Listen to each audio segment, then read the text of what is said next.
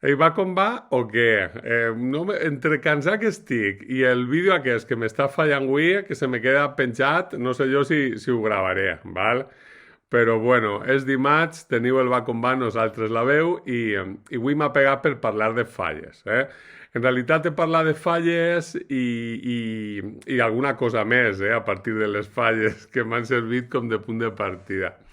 Mireu, tot comença perquè hi ha una falla a la ciutat de València, una falla de més de les que va com de guai, de les que té fama de guai, que a setembre va decidir que no anava a cremar la seva falla. Ja sabeu que a la ciutat de València es decidí que les falles anaven a cremar a setembre del 21 les falles de 2020, per a que a març hi hagueren unes falles del 22 i bo, també pels artistes fallers, per a moure... Va tancar el cicle, que això era una cosa ben important, per tancar el cicle que havia quedat obert en 2020 i tindre unes falles normals amb nous monuments a 2022. Però vaja, hi hagué una falla que va decidir unilateralment que no, que a ells no els avelia fer això, i aleshores el que feren va ser agarrar el dia que s'havien de cremar les falles de setembre, va agarrar la falla i se la va guardar per a tornar-la a traure en març, que tècnicament són unes altres falles. Clar, això no ho va fer d'amagat, ho va fer a l'inrevés, donant-li com molta publicitat, perquè com és una falla guai, va fer com unes notes de premsa molt divertides, molt imaginatives, diguem que la falla era un furgó de diners, diguem que els havien robat la falla, que a veure qui la veia la trobava per ahí, en fi, tota una posada, tota una performance, però que al remat tenia com a resultat i com a objectiu el guardar-se la falla i tornar-la a plantar a març, no? Són les falles del 2021, tornar-les a plantar al 22, no? Clar, això, vull dir-te, jo me vaig recordar en seguida d'aquella falla de Gandia, una falla allí com de les guais també, en un altre sentit pot ser, però de les guais, de les importants, que la van agafar perquè havia, o sigui, les bases del seu monument, les bases de la falla, en realitat eren jogades. Els artistes posaven les bases i després, abans de la cremar, se les tornaven a dur, no? Què passa? Que les altres falles estigueren a la White, ho denunciaren i a aquella falla li va caure un puro molt important, van llevar-los el premi i més coses, i bueno, un procés judicial i tot que tingueren, no? Clar, i pensava en les diferències, perquè d'alguna manera allò de la falla de València és encara més greu, perquè la falla de València se va dur tota la falla, o sigui, tota la falla completa, i va cremar una altra cosa, no el que havia estat plantat durant els dies anteriors, o sigui que com a ser és una cosa més greu, perquè una falla pot ser de moltes maneres, però una cosa que no se crema no és una falla, no? I plantar una falla i endur-te-la a ta casa tampoc està bonic. I pensava un poc en la diferència. I jo crec que la diferència és un poc el morro que li tires i també com ho adornes, d'alguna manera la retòrica amb què ho acompanyes. Crec que la falla de Gandia, el fet de tractar de fer-ho subreptíciament i després tractar de negar-ho, d'alguna manera el que mostra és que ells sabien que el que estaven fent no estava bé. Que com que pues, t'han agafat i el primer que dius és no, això t'ho ha aparegut a tu, no? Mentre que la falla de València va fer una altra cosa completament diferent, és a dir, ho va publicitar fins i tot, no? Va com embolicar-lo amb un ropatge de performance, aleshores no era picaresca, no? Era art contemporani damunt.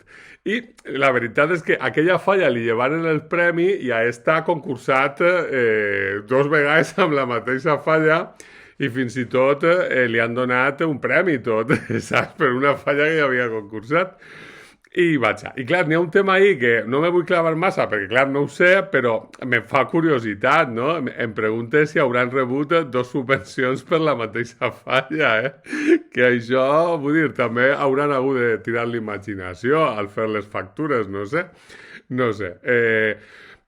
El cas és que és una raó, jo crec, que és la principal. També crec que la setmana passada, en un altre sentit, parlava d'un cert corporativisme excessiu que hi ha a les falles de València i crec que aquest és un altre tema, no? Però, vaja, m'estranya, perquè al final altres falles competeixen amb ella i crec que, vaja, que han fet trampa, bàsicament. Aleshores, crec que això, és com que eh, fas la broma en el va com va de que és com que la falla aquesta, en el fons, el que ha fet ha sigut representar l'esperit dels temps, en el qual l'important no és el que fas, sinó la retòrica amb què justifiques o descrius el que has fet, no? En fi, parlava la setmana passada, les altres setmanes, vull dir, que tu has promès que vas a derogar la reforma laboral i no la derogues, doncs dius que el que vas a fer és encara millor. Que tu has traït al poble saharaui, doncs dius que no, que el que vas a fer és trobar la solució definitiva. Que jo què sé, se suposa que t'interessa la mobilitat sostenible i el que estàs fent és degradar les rodalies i ampliar el port i les eixides nord per carretera de la ciutat, doncs dius que això és supersostenible, etc. No? Aleshores, és com això, no? És com aquesta falla. Una falla que no se crema no és una falla. Dur-te una falla i guardar-te-la per l'any següent, això no cap. O sigui, és una cosa tramposa, és una cosa, diguem-ne, que va contra l'essència mateixa de les falles que se planten uns dies i se cremen, no?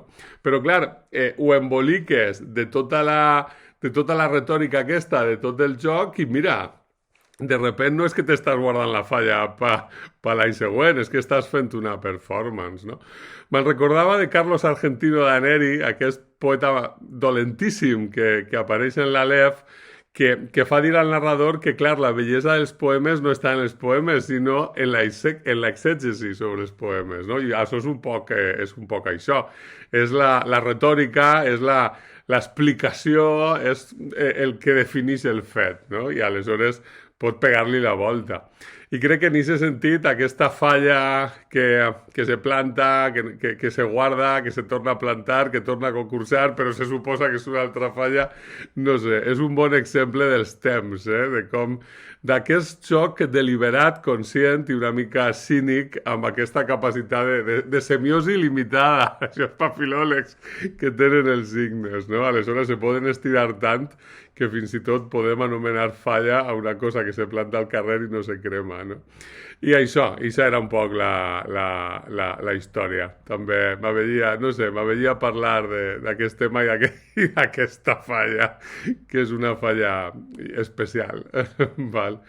I això. Després, clar, això ho vaig escriure el diumenge, així avui he publicat i avui hem conegut la notícia de la mort de Manolo Algarra. A més, jo què sé, en el post aquell a les xarxes en què anunciava que havia demanat la sedació, la veritat és que ha sigut molt, molt, molt impressionant i m'ha deixat una mica de mal cos. És un artista dels grans, dels que ha marcat una època, el que se n'ha anat. I vaja.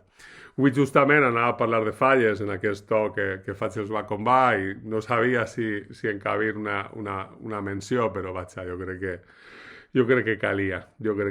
Era estrany parlar de falles avui, gravar això i no fer un esment a Manolo Algarra, en fi, que descanse en pau. Doncs això, tot això. La setmana que ve a veure què vos conte, val? I a veure si vos ho conte abans, que no sé jo, perquè la marxa que portes els dimarts és complicada. Ja ho veurem i vos ho contaré.